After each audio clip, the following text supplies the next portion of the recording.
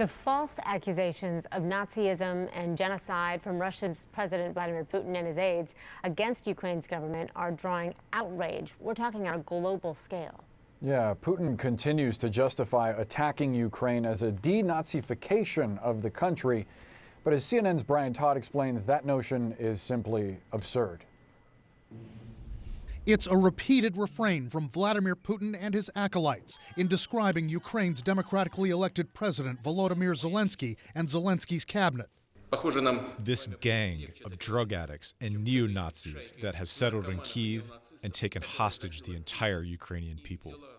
Putin invoked it when he announced to his nation earlier this week that the invasion of Ukraine had begun.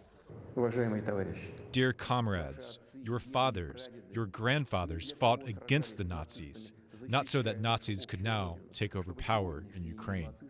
Putin has said he wants to, quote, denazify Ukraine. And he and his foreign minister have used another reference to the Holocaust to try to justify their aggression. We are talking about preventing neo-Nazis and those promoting genocide from ruling this country. The false accusations of Nazism and genocide from Putin and his aides against the Zelensky government have drawn outrage.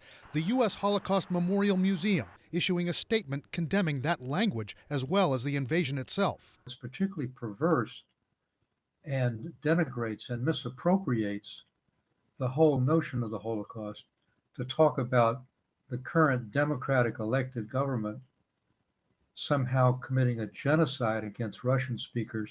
Why has Putin invoked Nazism?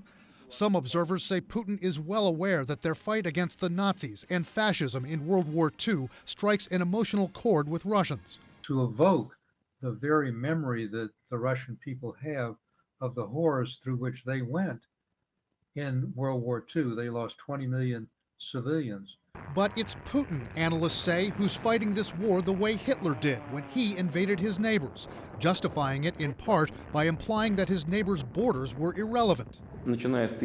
Ukraine has never had a consistent tradition of being a true nation.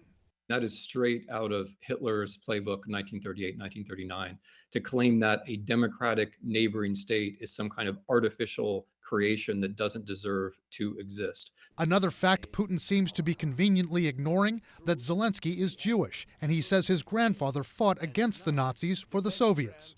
One analyst believes Putin has another motive for his accusations of genocide against Ukraine's leaders. I think it's very likely that he intends to use the genocide and denazification language to set up some kind of kangaroo court, which would serve the purpose of condemning these people to death or condemning them to prison or incarceration. Stuart Eisenstadt of the Holocaust Memorial Museum says the Ukrainian people certainly won't buy Putin's claims of Nazism and genocide, and he doesn't think the Russian people will buy it either. He believes many Russians will see that a fellow Slavic country that they share so many cultural and family ties with is being invaded and brutalized. Brian Todd, CNN, Washington.